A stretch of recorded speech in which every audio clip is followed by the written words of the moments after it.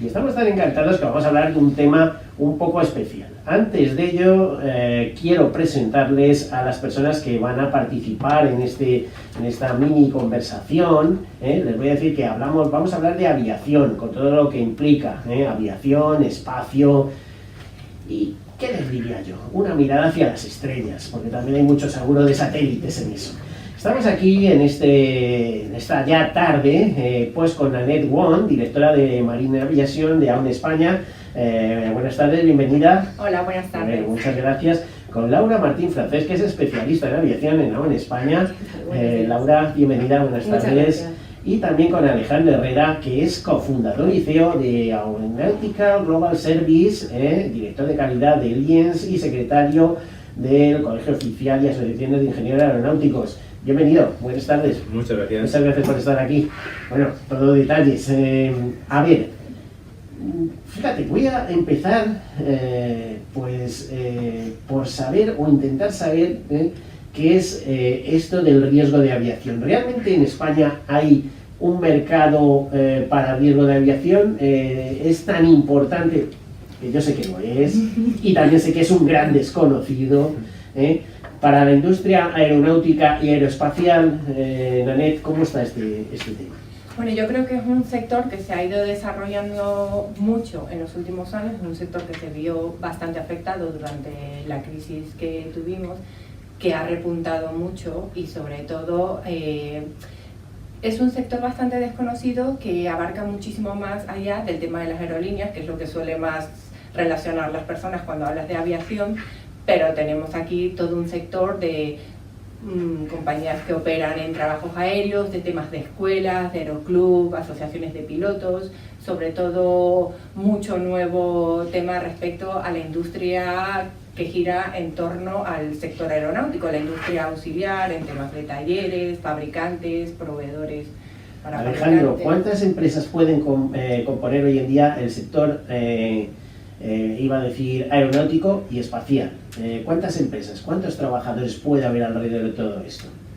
Pues mira, con datos los más recientes que tenemos, que son los que publicó la asociación TERAE en datos de 2016, en España ahora mismo la industria aeroespacial, ¿vale? Todo lo que comentaba Nanette, no solamente las compañías aéreas, centros de mantenimiento, fabricantes, mueve ahora mismo una estimación de 105.000 empleos entre directos e indirectos. Es un sector que está efectivamente creciente. Es verdad que además de las crisis que estamos, por desgracia, habituados a sufrir, ¿no?, en otros sectores de la economía, que las sufre todas, tienen sus propias crisis sectoriales, entonces no lo tiene fácil, pero es verdad que el transporte aéreo y el sector aeronáutico a nivel mundial no deja de crecer, no va a dejar de crecer tampoco en el futuro, y en España también esto se nota. Es el futuro y España ha logrado engancharse. Recordemos que tenemos unos programas de satélites de Hispasat muy interesantes. Les recordaba yo a los compañeros que están aquí conmigo en esta mesa, que hace unos años hice una entrevista a Pedro Duque. Ya me hablaba en aquel entonces de que había 3.000 personas dedicadas a trabajo en el sector espacial, aeroespacial. Estamos hablando de satélites, cosas así. Si me hablas de 105.000 empleos, si tuvieras que, digamos, no sé si lo tendrás dividido entre lo que es aéreo, espacial, o por ejemplo lo que es el mundo de los drones o demás, que me parece que en España somos muy creativos y hacemos muchas cosas, podríamos diversificar. Me has hablado de 105.000 empleos. ¿Empresas? ¿Cuántas serían, más o menos? Empresas hay en torno a una veintena, no llegará quizá, 15-20 empresas de más de 250 empleados, pero luego hay un tejido empresarial de pequeñas y medianas empresas mucho más amplio, que dan cobertura además como subcontratistas, como proveedores de asistencia a estas mayores. Bueno, pues muchas gracias por estas cosas que nos ayudan a situarnos en estos temas. Y Laura Martín, bueno, de nuevo, buenas tardes, bienvenida. Como especialista en aviación, es un reto emocionante, ¿no?, enfrentarte a estos riesgos. Cada vez que te viene un riesgo para aterrizar, ¿no?, cuando alguien viene y dice, oye, que una pequeña empresa que está haciendo drones, pero es que además están haciendo con un enfoque un poco especial, tal. Sí. ¿Qué referencia no tiene? Bueno, tenéis la ventaja de que siempre podéis consultar en Estados Unidos o en Londres, ¿no? Pero... Bueno, sí, pero bueno, aquí en España la verdad es que la normativa sobre drones especialmente es de las más avanzadas. De hecho, la última modificación que se realizó en normativa de drones ha sido en 2017 aplicada este año. ¿A qué referencias o sea, a qué ley se acoge todo este tema de drones? Actualmente está el Real Decreto 1036/2017 de 15 de diciembre. O sea, es muy reciente. Es muy reciente. Se modificó sobre una original que se había creado en 2014. Porque claro, en estos últimos años, bueno, todos conocemos los drones, sabemos que son las aeronaves no tripuladas. Los drones del presente y el futuro. Son el presente y el futuro porque, claro, el valor de compra de un dron no se puede equiparar a un helicóptero, hay muchas empresas que se lo pueden permitir, y además el coste operativo es muy inferior, no necesitas un piloto, el riesgo es inferior, y inferior relativamente, como ya veremos ahora, ¿vale? Y se utiliza en muy distintos sectores. Ahora mismo podemos ver su utilización en eventos, en filmaciones.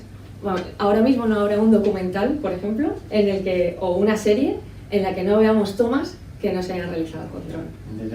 Te iba a hacer una pregunta como especialista. ¿Sigue en vigor la ley 48.960 de 21 de julio para las aeronaves y los seguros obligatorios que tienen que tener, etcétera? ¿Sigue en vigor esa ley? Tiene que, claro, de hecho está construida sobre el resto de leyes de aviación aérea. O sea, que decimos que tenemos una legislación relativamente moderna, actualizada. Moderna y actualizada a los usos reales de los drones a día de hoy. Bueno, estamos hablando de drones, pero de otras muchas cosas, ¿no? Bueno, de todo lo que es aviación. Claro, efectivamente. Sí. Bueno, venga, pues sí. Anímate, Nanet, y explícanos un poco cómo es este mercado. A ver, ¿cuántas primas encaja? Y cuáles son, por ejemplo, si hablamos de aseguradoras que operan aquí en España, ¿quién lidera ese mercado? Yo creo que es Mapfre, pero igual me estoy equivocando, aquí, en España. En España, yo creo que efectivamente sería Mapfre, sobre todo porque en el tema de aerolíneas. Lo que pasa es que hay muchos distintos sectores, no siempre es la misma aseguradora, depende un poco del tipo de negocio, pero en aerolíneas sería Mapfre. Y que, cuando una empresa constructora o de empresa auxiliar, porque nosotros creo que en España somos grandes proveedores de la empresa europea, de Airbus, es correcto. Necesitan de vuestros servicios de consultoría.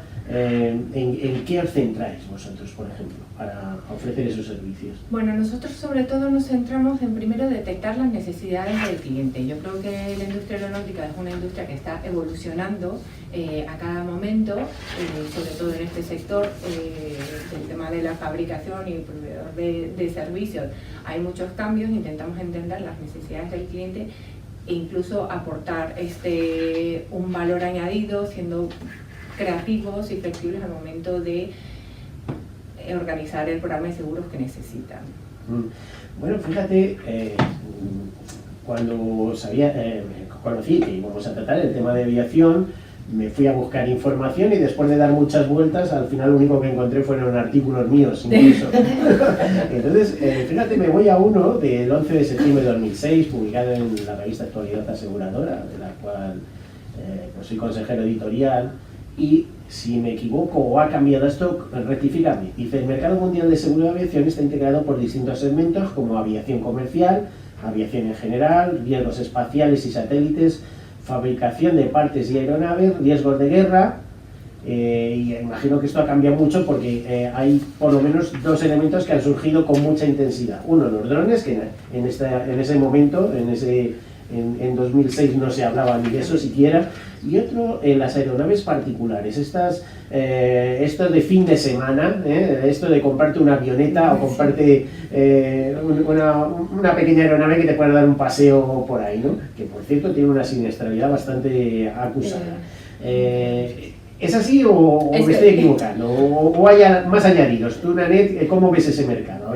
A ver, yo creo que es un mercado que cada vez está creciendo más. Lo vemos sencillamente en los datos que se publica en aviación civil sobre el número de aeronaves que se matriculan. Las aeronaves o los ultraligeros tienen una denominación distinta. Las aeronaves comerciales llevan matrículas que están compuestas por letras y en el caso de los ultraligeros llevan un número, ¿vale? O sea que son bastante fácilmente identificables. Pero requieren seguro también. Pero requieren seguro, efectivamente, requieren un seguro. A ver, la siniestralidad es relativa, suelen tener una siniestralidad más alta dependiendo del tipo de ultraligeros. Hay ultraligeros de tercera generación que no los puedes distinguir de una avioneta, y hay ultraligeros de estos de que te llega la caja y te lo montas en el garaje de tu casa. Una hélice con un asiento con una hélice. Pues efectivamente, entonces es un paraplén, ¿no? Pero que muchos de construcción amateur sí. hay que verlos, ¿eh? Sí, Que también sí, son... esto, claro, hay aviones de construcción Y hay amateur que no aviones, son ultraligeros, son motorizados. efectivamente, Sí. sí. claro. Bueno, pues un mercado apasionante, ¿no? Estábamos diciendo, a ver, Alejandro, explícanos cómo está este mundo, cómo está evolucionando. Por ejemplo, si nos vamos a ultraligeros y vehículos para particulares o de 2 asientos, etcétera, ¿este mercado está creciendo rápidamente? Está creciendo y además se prevé que pueda ser una de las líneas de desarrollo más fuertes que tenga el sector. Yo quería antes precisarte un comentario que has hecho antes. Miguel, has comentado que en España somos proveedores fuertes de Airbus, y no es que lo seamos, que tenemos mucha empresa que es proveedora de Airbus, es que somos parte del consorcio Airbus. Sí, bueno, eso me consta, ¿eh? Entonces, Tenemos un ahí hay porcentaje desarrollo con grande. casa, etcétera. Exacto. Pero sí que probablemente, además, aquí estoy aventurando cosas que pueden ser o no ser así, pero probablemente de la mano de lo que es toda la tecnología de vuelos con UAVs, con drones, y del desarrollo de la aviación privada, ¿no? Lo que conocemos como aviación corporativa, ejecutiva, sí que esto pueda derivar, ya empieza a haber proyectos de hecho tangibles, reales, de aerotaxis individuales, particulares, en distintos países, y esto puede ser una de las tendencias, igual que en su momento el coche era exclusivo, de uso exclusivo de determinadas personas, y hoy todos tenemos uno, mucha gente dos coches, no va a ser igual, ni mucho menos en poco tiempo, pero la tendencia hacia ahí seguramente que también la veamos en la aviación. Alejandro, ¿y por qué este repuntar de la industria cuando en España hemos sido pioneros con autogiro y con otra serie de cosas? De repente perdemos todas las referencias y ahora parece que hay un pequeño resurgir, que no solo en eso, sino en espacio también, con microsatélites, ¿no? Creo que España empieza a ser una potencia, es una potencia ya en satélites, porque creo que está entre los 6 o 7 primeros países del mundo, pero con microsatélites también, ¿no? No es realmente una pérdida de protagonismo también. Podemos afirmar sin ningún tipo de duda, España es uno de los pocos países del mundo que tiene capacidad total para diseñar, construir, mantener, operar cualquier tipo de aeronave en cualquier tipo de operación, incluyendo espaciales. ¿Qué nos ha faltado? Capital para tener una marca nacional que fuera estupenda, porque teníamos casa, pero... Probablemente capital es uno, desde luego, es determinante. Seguramente mercado también potencial, porque el número de habitantes que tenemos aquí no es el que tiene Estados Unidos o el que tienen otros países, pero ahí seguimos, y de hecho formamos parte del consorcio Airbus. España también integra parte de la Agencia Espacial Europea, con lo cual ahí tenemos mucho que decir. Tenemos empresas que están en primera fila aportando tecnología e ingeniería en proyectos espaciales de toda índole, y de hecho ya incluso a nivel nacional más reducido, de la mano también, colaboración con la Agencia Europea, hay empresas que están haciendo grandes avances en estos últimos años en el tema de espacio con satélites privados propios, aparte de Hispasat, aparte de INTA, y con otras formas de incluso llegar al espacio que no sea solamente la que conocemos de cohetes a radiación. Nanet, ¿qué se asegura, por ejemplo, en un avión? Porque imagino que el seguro para un satélite será parecido, pero no es igual, ¿no? Claro.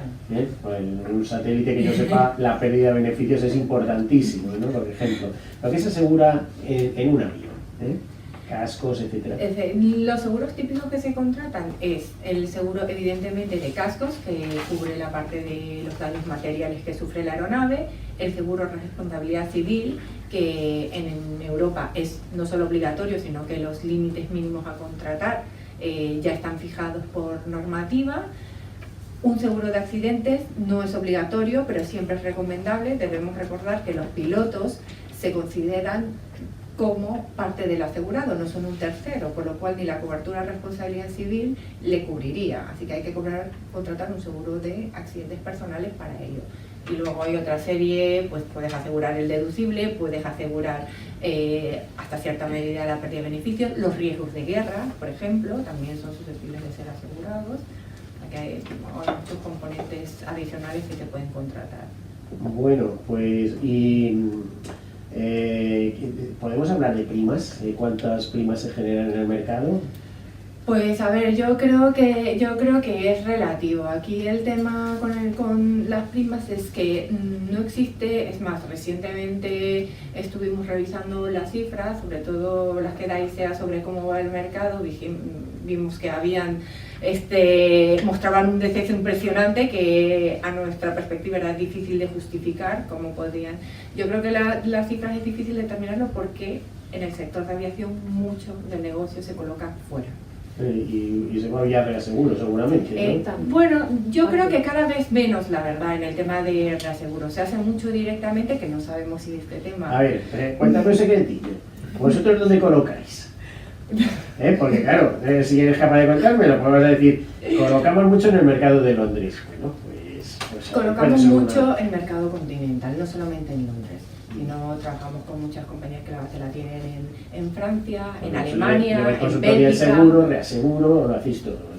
Bueno, no lo montamos como una operación de reaseguro realmente, es una prestación, más bien una libre prestación de servicios, lo hacemos ya directamente con las compañías. Sí, hay compañías más especializadas, por ejemplo, Allianz está muy involucrada en esto, sí, AXA también, si no me recuerdo. Pero por ejemplo, AXA es un buen ejemplo con la que trabajamos mucho, pero AXA Seguros no tiene departamento de aviación, por lo cual en ese caso vamos directamente a la central en París. Entonces es un buen ejemplo de una compañía muy conocida aquí, pero que no tiene departamento de aviación. O sea que la conclusión que sacamos es que es un negocio, el seguro de aviación, tremendamente internacionalizado, casi tanto como los vuelos de los aviones. No, efectivamente, así es correcto. Por lo tanto, cuando llega el tema de siniestralidad, y vamos a ver, a lo mejor me rectificas y tal, pero últimamente no parece que haya una siniestralidad excesiva comparada con otros años, ¿no? Porque a ver, no comparada con un año tan malo que todos recordamos, donde hubo y efectivamente, pero sí que es verdad que es un mercado que ha sufrido mucho, que a pesar de lo que la gente cree, se paga. Creo que las primas están un poco por debajo de lo que deberían ser para la exposición de riesgo. Es un mercado que ha estado mucho tiempo muy blando y que veremos qué sucede, pero se estima que va a endurecerse porque los resultados en general no han sido buenos. O sea, Laura, ¿se gana dinero o no se gana dinero con el seguro de aviación? Bueno, algunas compañías... Hombre, la intermediación y la consultoría seguro que gana. Seguro que gana, pero ¿por qué no se comen los siniestros?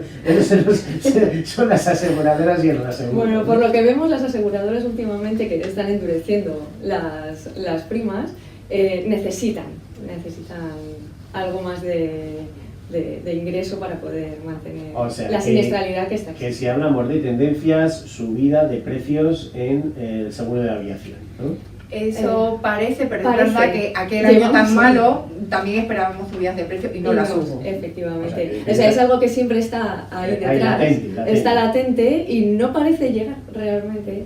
Bueno, claro, ahí hay un factor de competencia. Si hay mucha competencia, pues difícilmente, porque habrá quien tire los precios y se llevará el negocio. Aunque luego se lleven los siniestros y quiebre, que los hay que se lo juegan. Bueno, pues temas interesantes, Alejandro. Hay una cosa que me llama mucho la atención y es, hablábamos del coche sin conductor y demás, y esto diría que es lo mínimo, porque ya se está hablando de grandes carriers, de grandes buques sin conductor, sin capitán siquiera, todo guiado telemáticamente desde una central que no hace falta que esté en Barcelona, puede estar en el centro de cualquier ciudad, etcétera, con conexiones con satélite, etcétera. Pero es que en los aviones se está hablando de que va a ocurrir lo mismo. En realidad van a ser en el futuro, no sé si inmediato o a 100 años, los aviones van a ser como drones, drones con pasajeros, con 300 pasajeros. Yo no sé, yo preferiría que hubiera alguien físicamente, pero eso es posible, la tecnología hoy en día ya lo permite, ¿no?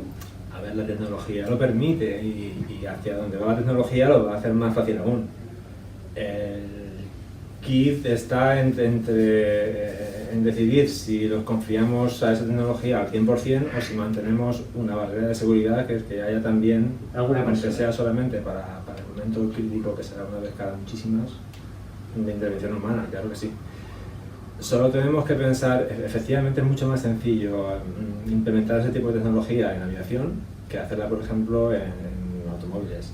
¿Por qué? Porque las infraestructuras que hay... Hemos visto que unos cuantos han confiado y están en otro plano ahora mismo. Sí, claro, pero bueno, solo tenemos que pensarlo. ¿Qué nos sería más cómodo como usuarios?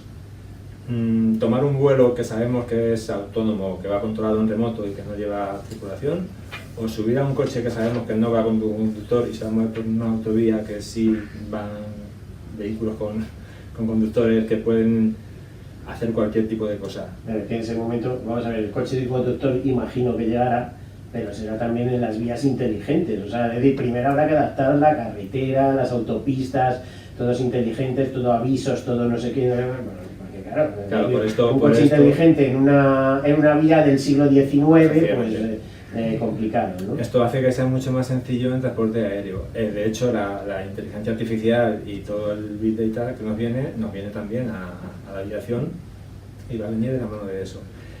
¿Qué puede pasar? Que si pensamos en incidentes o en siniestros, en acontecimientos como el que todos podemos recordar de la toma que hubo en el río Hudson de aquel avión que se quedó sin motores, recién despegado.